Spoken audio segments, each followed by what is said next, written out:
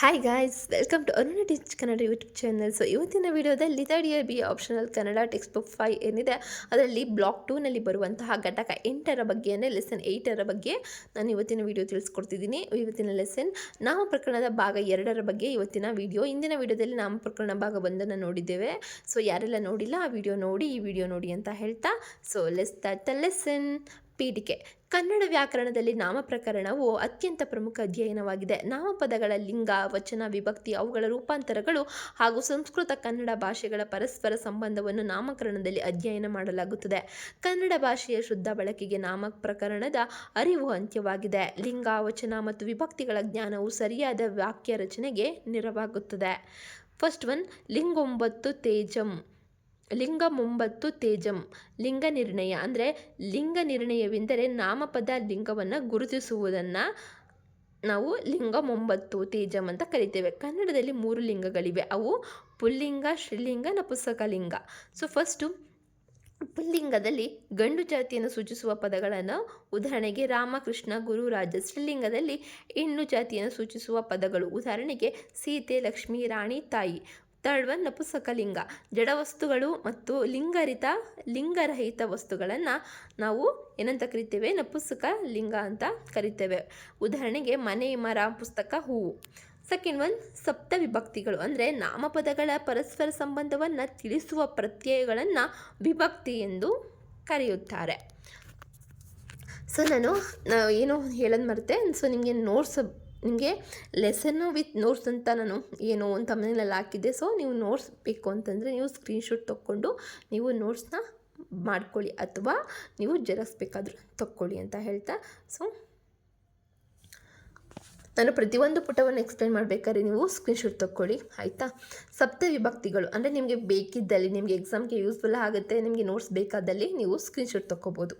First one ಪ್ರಥಮ ಕರ್ತೃ, second one ದ್ವಿತೀಯ ಕರ್ಮ, ಥರ್ಡ್ ಒನ್ ತೃತೀಯ ಕರಣ, ಫೋರ್ತ್ ಒನ್ ಚತುರ್ಥಿ ಸಂಪ್ರದಾನ, ಫಿಫ್ತ್ ಒನ್ ಪಂಚಮಿ ಅಪದಾನ, ಸಿಕ್ಸ್ತ್ ಒನ್ ಷಷ್ಠಿ ಸಂಬಂಧ, ಸೆವೆಂತ್ ಒನ್ ಸಪ್ತಮಿ ಅಧಿಕರಣ. ಉದಾಹರಣೆಗೆ ರಾಮನು ಪ್ರಥಮ, ರಾಮನನ್ನು ದ್ವಿತೀಯ, ರಾಮನಿಂದ ತೃತೀಯ, ರಾಮನಿಗೆ ಚತುರ್ಥಿ, ರಾಮನಿಂದ ಪಂಚಮಿ, ರಾಮನ ಷಷ್ಠಿ, ಹಾಗೆಯೇ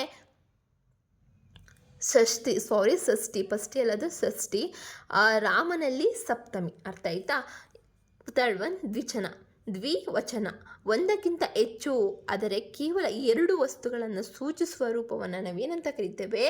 ದ್ವಿವಚನ ಎಂದು ಕರೆಯುವುದು. ಏಕವಚನ ಅಂದರೆ ಒಂದು ವಸ್ತು ಅಥವಾ ಒಂದು ವ್ಯಕ್ತಿಯನ್ನು ಗುರುತಿಸಿ ಹೇಳುವುದು, ಅದನ್ನು ಏಕವಚನ ಅಂತ ಕರಿತೇವೆ. ಅದನ್ನು ಹಿಂದಿನ ವಿಡಿಯೋದಲ್ಲಿ ತಿಳಿಸ್ಕೊಂಡಿದ್ದೀವಿ. ದ್ವಿವಚನ ಅಂತಂದರೆ ಎರಡು ವಸ್ತು ಅಥವಾ ವ್ಯಕ್ತಿಗಳನ್ನು ನಾವು ಗುರುತಿಸಿ ಹೇಳುವುದನ್ನು ನಾವು ದ್ವಿವಚನ ಅಂತ ಕರಿತೇವೆ. ಸಂಸ್ಕೃತದಲ್ಲಿ ದ್ವಿವಚನಕ್ಕೆ ವಿಶೇಷ ಸ್ಥಾನವಿದೆ.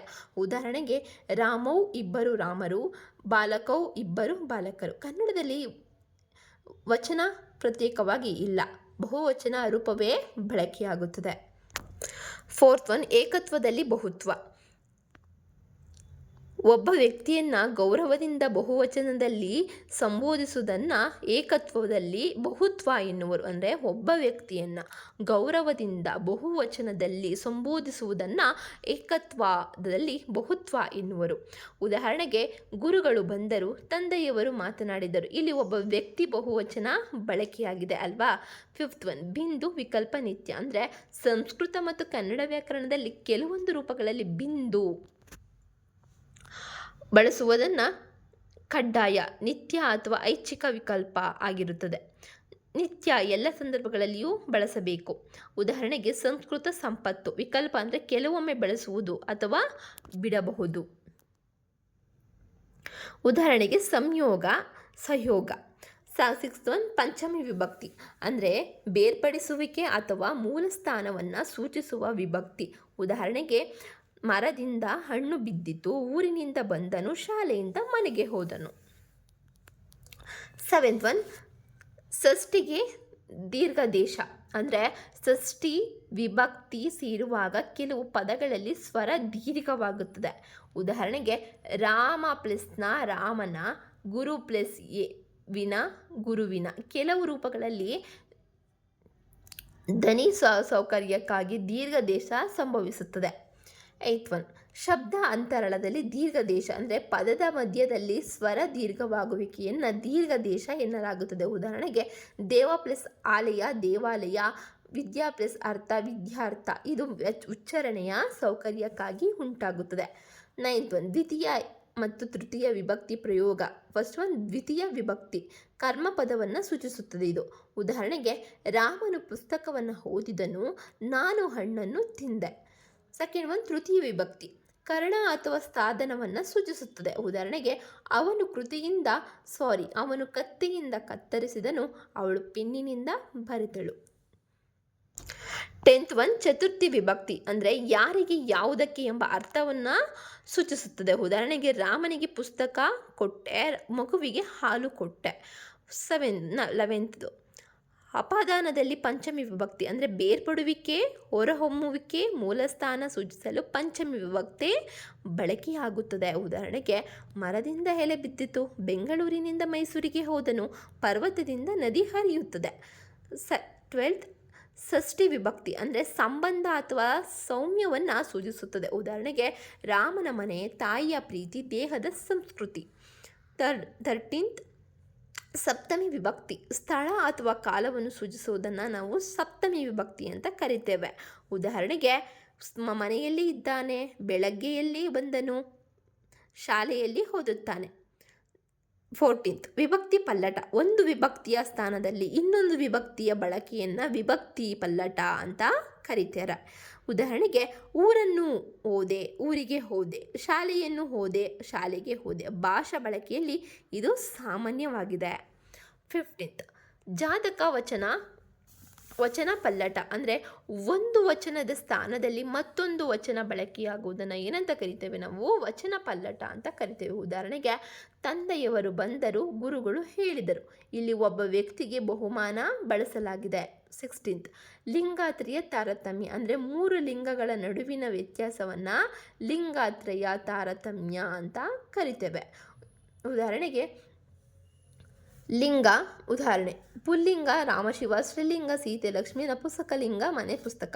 ಇವುಗಳ ರೂಪ ಮತ್ತು ಕ್ರಿಯಾಪದ ಬಳಕೆ ವಿಭಿನ್ನವಾಗುತ್ತದೆ. 17 ಆದ್ಯರೋಪ ಅಂದರೆ ಒಂದು ಪದದ ಆರಂಭದಲ್ಲಿ ಧ್ವನಿ ಅಥವಾ ಅಕ್ಷರ ಸೇರಿಸುವಿಕೆಯನ್ನು ಆದ್ಯರೋಪ ಎಂದು ಕರೆಯುತ್ತೇವೆ. ಉದಾಹರಣೆಗೆ ಇಷ್ಟ ಪ್ರಾಚೀನ ಬಳಕೆ. ಇದು ಬಂದ ಒಂದು ಅಂದರೆ ಕೆಲ ಪ್ರಾದೇಶಿಕ ರೂಪಗಳು. ಭಾಷೆಯ ಧ್ವನಿ ವಿಕಾಸದಲ್ಲಿ ಇದು ಕಂಡುಬರುತ್ತದೆ. ನೆಕ್ಸ್ಟ್ 18th ಪಾಕಾರಗಳು ಆಕಾರವಾಗುವುದು ಅಂದರೆ ಕನ್ನಡ ಭಾಷೆಯ ಧ್ವನಿ ವಿಕಾಸದಲ್ಲಿ ಕೆಲವು ಸಂದರ್ಭಗಳಲ್ಲಿ ಪ ಧ್ವನಿ ಹಾ ಧ್ವನಿಯಾಗಿ ಪರಿವರ್ತನೆಯಾಗುತ್ತದೆ. ನಾವು ಹೇಗೆ ಅಂತ ಉದಾಹರಣೆಯಲ್ಲಿ ನೋಡೋಣ. ಪಾಲು ನೋಡಿ, ಇಲ್ಲಿ ಫಾ ಅಂತ ಬಂದಾಗ ಇಲ್ಲಿ ಹಾ ಅಂತ ನಮಗೆ ಗೊತ್ತಾಗುತ್ತಲ್ಲ. ಇಲ್ಲಿ ಪಾಲು ಹಾಲು, ಪುಲಿ ಹುಲಿ, ಪೊತ್ತು ಹೊತ್ತು. ಇದು ಕನ್ನಡ ಭಾಷೆಯ ಧ್ವನಿ ಪರಿವರ್ತನೆಯ ಪ್ರಮುಖ ಲಕ್ಷಣವಾಗಿದೆ. ಸೊ ಕೊನೆಯದಾಗಿ ಉಪಸಂಹಾರವನ್ನು ನೋಡೋಣ. ನಾಮಕರಣ 2ನೇ ಭಾಗದಲ್ಲಿ ಲಿಂಗ ವಚನ ವಿಭಕ್ತಿ ಪಲ್ಲಟ, ವಚನ ಪಲ್ಲಟ, ಲಿಂಗಾತ್ರಿಯ ತಾರತಮ್ಯ, ಆದ್ಯರೋಪ ಹಾಗೂ ಧ್ವನಿ ಪರಿವರ್ತನೆಯಗಳಂತಹ ಪ್ರಮುಖ ವ್ಯಾಕರಣಗಳನ್ನು ಅಧ್ಯಯನ ಮಾಡಲಾಗುತ್ತದೆ. ಇವು ಕನ್ನಡ ಭಾಷೆಯ ರಚನೆ ಮತ್ತು ಬೆಳವಣಿಗೆಯನ್ನು ಅರ್ಥ ಮಾಡಿಕೊಳ್ಳಲು ನೆರವಾಗುತ್ತೆ. ಶುದ್ಧ ಭಾಷಾ ಬಳಕೆ, ಸರಿಯಾದ ವಾಕ್ಯ ರಚನೆ ಮತ್ತು ವ್ಯಾಕರಣ ಜ್ಞಾನಕ್ಕಾಗಿ ನಾಮಕರಣದ ಈ ವಿಷಯಗಳು ಅತ್ಯಂತ ಮಹತ್ವದ್ದಾಗಿದೆ. ಸೊ ಇದಾಗಿತ್ತು ಇವತ್ತಿನ ಲೆಸನ್. ಸೊ ನೆಕ್ಸ್ಟ್ ವೀಡಿಯೋಗೆ ಕಾಯ್ತಾ ಇದೆ ಅಂತ ಹೇಳ್ತಾ, ಇಷ್ಟ ಆದರೆ ಲೈಕ್ ಮಾಡಿ, ಹಾಗೆ ನಿಮ್ಮ ಅನಿಸಿಕೆಗಳನ್ನ ಕಮೆಂಟ್ ಮೂಲಕ ತಿಳಿಸಿ, ಹಾಗೆ ಸಬ್ಸ್ಕ್ರೈಬ್ ಮಾಡಿ, ಪಕ್ಕದಲ್ಲಿರೋ ಬೆಲ್ ಐಕಾನ್ನ ಕ್ಲಿಕ್ ಮಾಡಿ, ಆಲ್ ನೋಟಿಫಿಕೇಷನ್ ಮೇಲೆ ಕ್ಲಿಕ್ ಮಾಡಿ ಅಂತ ಹೇಳ್ತಾ, ಸೊ ಮುಂಬರುವ ವೀಡಿಯೋಗಳು ನಿಮಗೆ ನೋಟಿಫಿಕೇಷನ್ ಬೇಕು, ನೀವು ನೋಡಬೇಕು ಅಂದರೆ ನೀವು ಸಬ್ಸ್ಕ್ರೈಬ್ ಮಾಡಲೇಬೇಕು. ಸಬ್ಸ್ಕ್ರೈಬ್ ಮಾಡಿ ಪಕ್ಕದಲ್ಲಿರೋ ಬೆಲ್ ಐಕಾನ್ನ ಕ್ಲಿಕ್ ಮಾಡಿದ್ರೆ ನಿಮಗೆ ಫಸ್ಟ್ ನೋಟಿಫಿಕೇಷನ್ ಬರುತ್ತೆ. ಆ ನೋಟಿಫಿಕೇಷನ್ ಮೇಲೆ ಕ್ಲಿಕ್ ಮಾಡಿದ್ರೆ ಸೊ ಅವಾಗ ನೀವು ವಿಡಿಯೋನ ನೋಡ್ಬೋದು, ವಿಡಿಯೋ ವಿತ್ ಲೆಸನ್ ಅಂತ ಸೊ ಹೇಳ್ತಾ, ಸೊ ನೆಕ್ಸ್ಟ್ ವೀಡಿಯೋದಲ್ಲಿ ಘಟಕ 9ನೇ ಸಮಾಸ ಪ್ರಕರಣದ ಭಾಗ 1ರ ಬಗ್ಗೆ ತಿಳಿಸ್ಕೊಡ್ತೀನಿ. ಸೊ ಅಲ್ಲಿವರೆಗೂ take care and stay tune. Bye.